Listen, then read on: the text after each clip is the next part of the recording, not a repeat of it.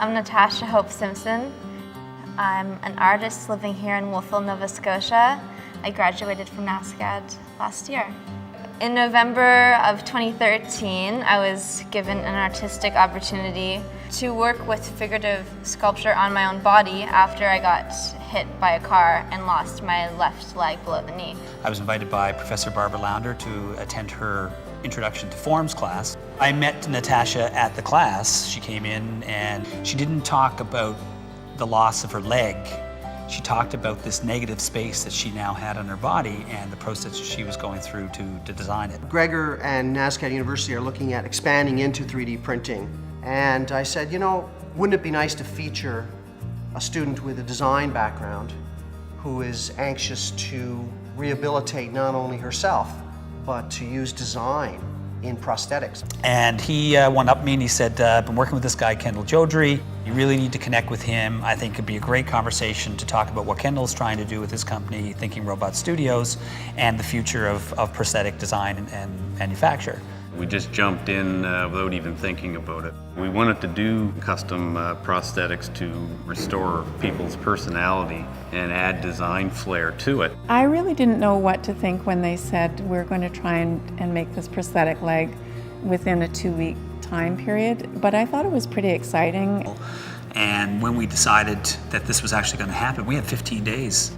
I thought about femininity in a way of using patterns. I ended up finding a pattern online that I liked from an artist in New York, Melissa Ng.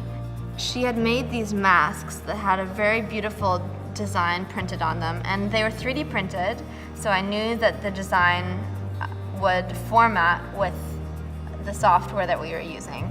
The first time I heard about Natasha was when Kendall Jodrey of Thinking Robot Studios reached out to me. When he told me her story, I just had to help in some way if I could.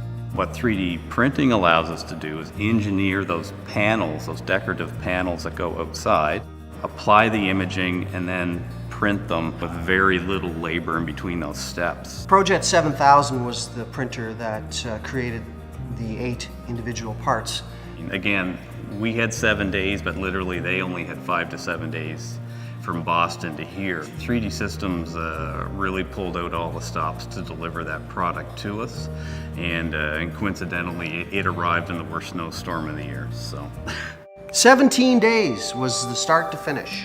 Scanning, accuracy, checks and balances, CAD file preparation, production of the 8 individual elements, and then the resultant assembly and fitting. it's one thing to see something on the screen, and to see the look on Natasha's face when she saw it for the first time was made it all worth it. I thought the prototype was really beautiful, and also that it really reflected what Natasha had been saying all along about the kinds of things that interest her. Our mission was to have something better than a prototype, but given 15 days, a prototype is what we were able to get. It more than met my expectations. Like I said, I was new to the world of prosthetics, so when I saw the actual piece, it was really exciting to see what's possible.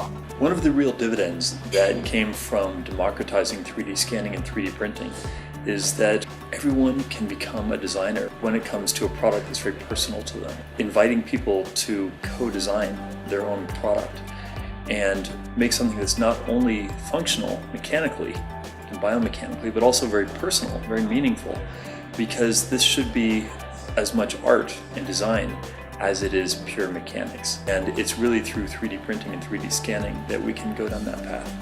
She spoke at the Seaport Maker Symposium. One of the things I thought was just so compelling was her comment where she said to the audience, when I get up in the morning, I can decide what leg I'm going to wear.